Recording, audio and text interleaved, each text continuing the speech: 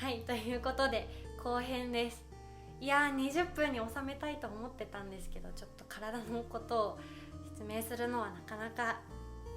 長くなっちゃいますね。ちょっとでも基本的には腹ペコなほこの動画は10分から20分目指しているので、この前回の健康とはっていう話と今回の病とね、体調不良の仕組みっていうところだけは皆さんちょっと我慢して頑張って聞いてもらえたら嬉しいです。はい、ということでですね、さっきね3つ体調を壊す理由っていうのを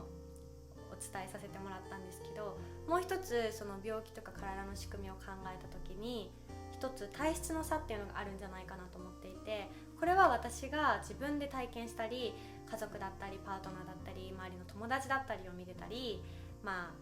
若杉ばあちゃん含めいろんな方のお話だったり体験談っていうのを聞いた中で感じた持論なんですけど、今元気な人とか、あとはちょこちょこ症状が出てしまうっていう人とかいろいろいると思うんですよね。で、私が観察してきた中で大きく3つに分かれると思っています。一つがアレルギーとかよく風邪をひくとか、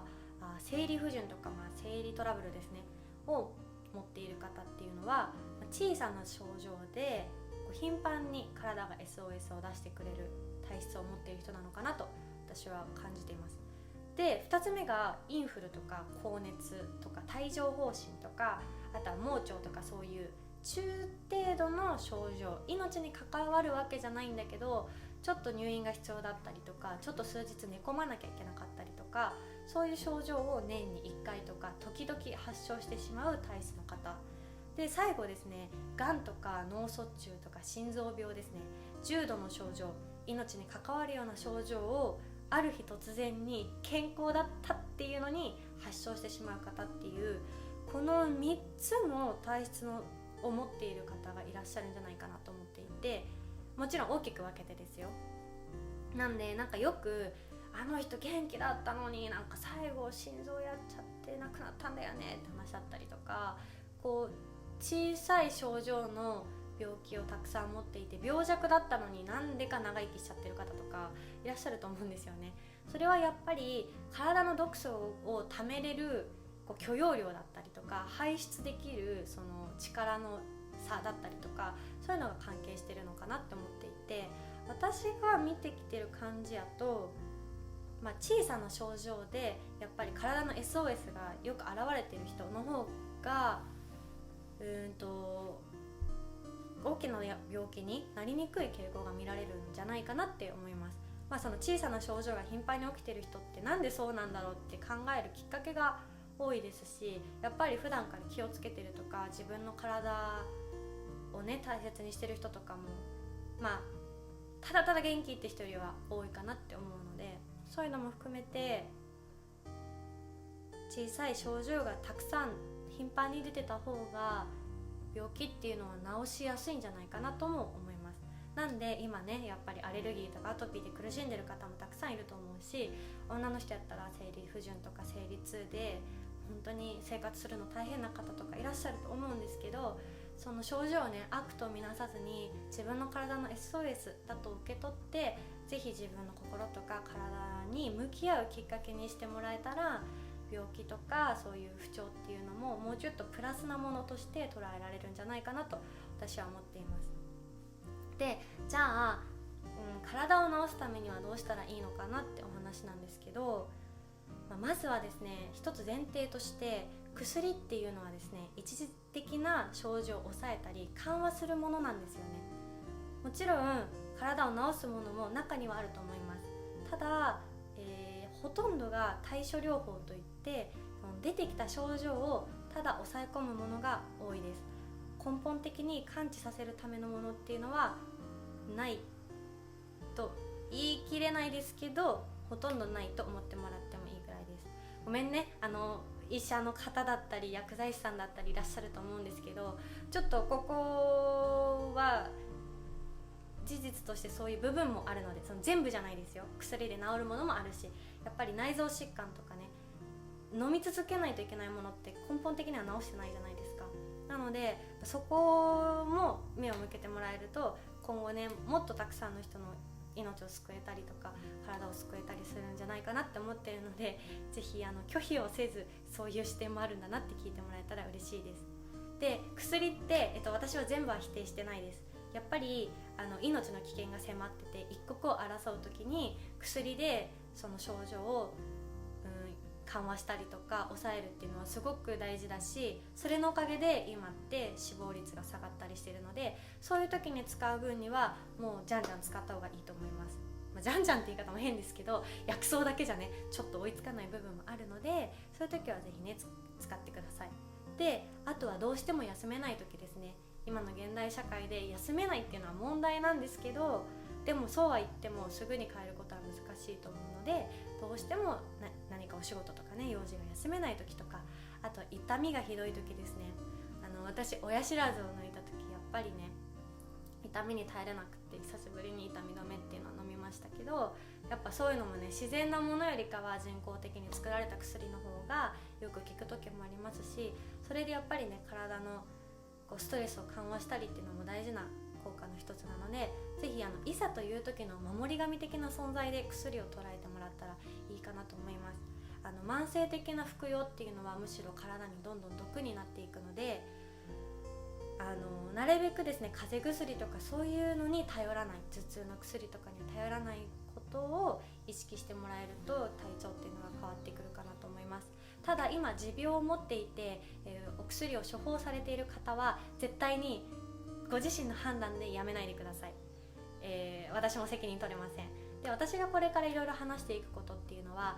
副作用がないもの、普通にですね普通の普段の食事からできることっていうのが多いので、ぜひ薬を飲みながら併用して体に優しいもの、体を整えるものを取ってもらったりとかするといいんじゃないかなと思います。絶対に自己判断で薬はやめないでください。はい、で、1つ目ですね、体を治すために一番大事なことはですね、さっき言ってた血液の汚れ、腸内環境の悪化、低体温の原因になるものをまずはやめていくことです。もちろん全てやめる必要はありません。全部をダメだと思うと一番のストレスになってしまうので、私はそれはお勧めしてないです。ただ、原因を放置したまま何かを新しいものをたくさん取り入れたりとか、体にいいって言われているものを取り入れても結局焼け石に水状態なんですよね。血液を壊しながら血液を作るものを食べるみたいなのをやってると、プラマイゼロ、もしくは体にすごく負担がかかってしまってマイナスにもなってしまうことがあるので、まずはですね何かを足すより引いていくっていうのをお勧めしてます。で何から引いていくかっていうと、多分食生活を急に変えることって難しいと思うんですよね。なので例えば普段使っている、洗濯洗剤の柔軟剤をやめてみるとか、ファブリーズとかそういう消臭剤をやめてみるとか、そういう身の回りで使っている化学物質をもっとナチュラルなものに変えていくっていうのがまず一つおすすめです。あとは、例えばブラックのコーヒーでもいいのに癖で甘いカフェラテを飲んじゃってる人とか、そういう慢性的に自分が無意識で癖としてやってしまうものっていうのから変えていく。そうやっぱり大好きなものをやめるってすっごくストレスになるので、そうではなくって無意識にとっているものをやめていくっていうのがおすすめです。もうね、私体にいいもの、健康食品みたいなのを結構試してきてたんですよ今まで。でも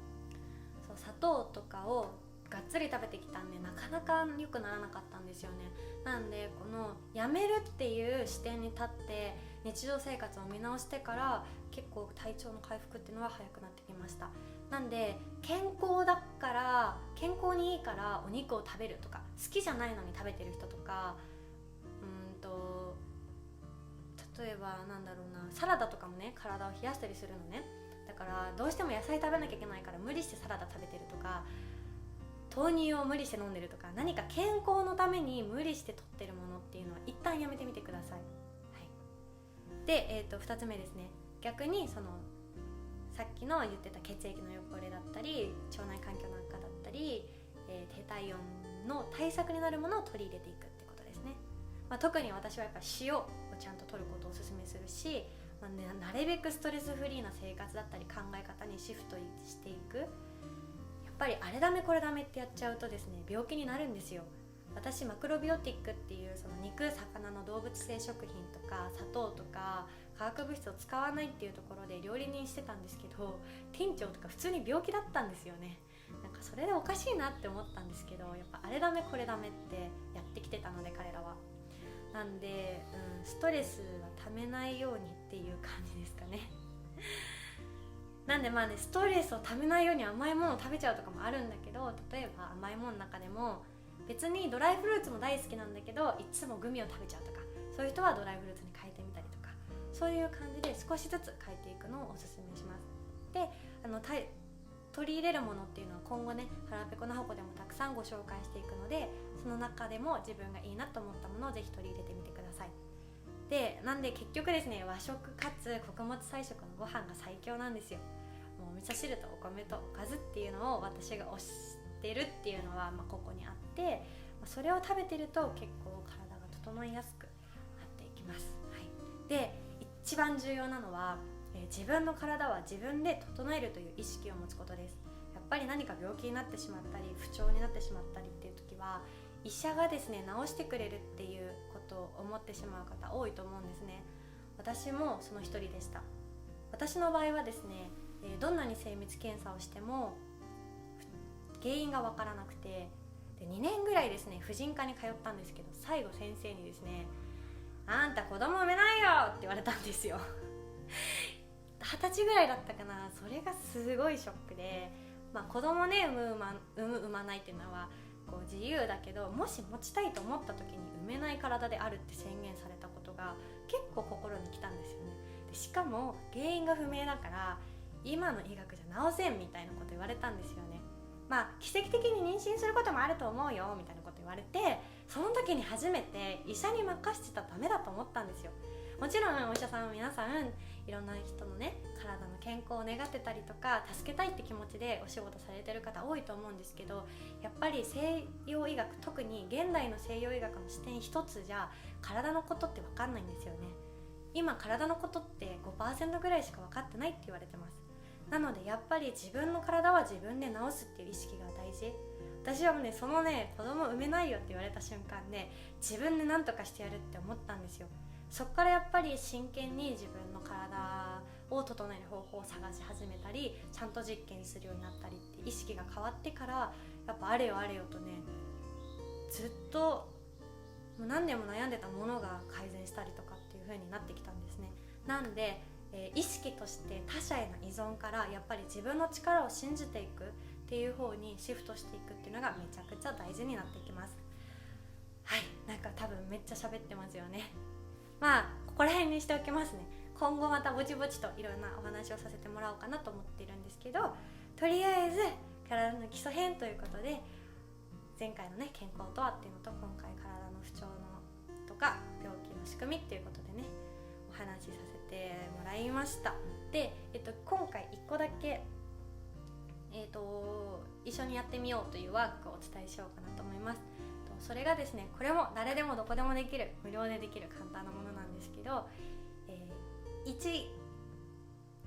噛んだ一口50回噛んでみましょう。もう50が厳しかったら35回以上噛んでみましょう。ですね、やっぱりですね、唾液の酵素っていうのは、ある程度いろんな毒物を無毒化できるんですよね。なんでやっぱすぐに全てオーガニックに変えるとか難しいですし、もちろんお仕事が忙しいとか子育てが忙しいとかで食生活をすぐに変えづらい方たくさんいらっしゃると思います。なんですけど、噛むってことは誰でもほとんどの人はできると思うので、ぜひ噛むことを意識してみてください。で、昔の人ってですね、100回噛まなくても唾液の量が今の人の倍以上出てたので、50回噛むだけでドロドロになってたそうです。だから赤ちゃんがすごいよだれ垂れるじゃない、あれ本来の人間の唾液の量らしいです。なんで、50回ぐらい噛んだらだいぶ液体化されてくるので、ちょっとそのドロドロになるまで噛んでみるっていうのを意識してみてください。もちろん、食事すべてを50回噛んでしまったらすごく時間かかるし、最初ストレスになると思うので、最初はですね、一口だけでもいいんで1回50 50回噛んでみるという意識を持ってみましょう。で、若杉ばあちゃんたちが言うには、口っていうのももうすでに消化器官の一つなんですよね。だから胃に行く前にここで口でドロドロにしてあげるっていうのはすごい大事なことになるので、ぜひやってみてください。この前の呼吸法とこの一口50回以上噛むっていうのだけでも少しずつ体調の変化出てくるかと思います。私も頑張ります。まだね、意識できない時はね、20回とか25回ぐらいで飲み込んじゃうんですけど、ぜひやっていきましょう。でね、ぜひ発信がいいなと思ってもらえたら周りに広めてもらったり、チャンネル登録だったり、あとコメントでご質問だったり感想いただけるとやっぱり嬉しいです。あとはお布施アプリというのをやっていますので、もしご支援いただける方いらっしゃいましたら、ぜひ概要欄見てみてください。で、あとはですね、今日話したことを軽くメモにまとめたものをですね、ノートというアプリサービスを使ってまとめているので、そちらも概要欄に貼っております。私の話すごく長いと思うので、急に復習したくなった時とかはぜひそのノートをね見て、メモを見ながら思い出してもらえたら嬉しいです。はい、ということで今回も長編になってしまいました。おしゃべりだからね最後まで聞いてくださって本当にありがとうございます。これからはね、もうちょっとライトな感じでですね、動画を作っていこうかなと思いますので、気になるトピックありましたらぜひ見てみてください。そしてどこかでライブやってみたいなと思うので参加してもらえたら嬉しいです。ということで今日は体の不調、そして病の仕組みについて、もう根本的なところですね、基礎からお話しさせていただきました。ぜひいいなと思ったら普段の生活からできるところから意識してみてください。ではではまたお会いしましょう。またね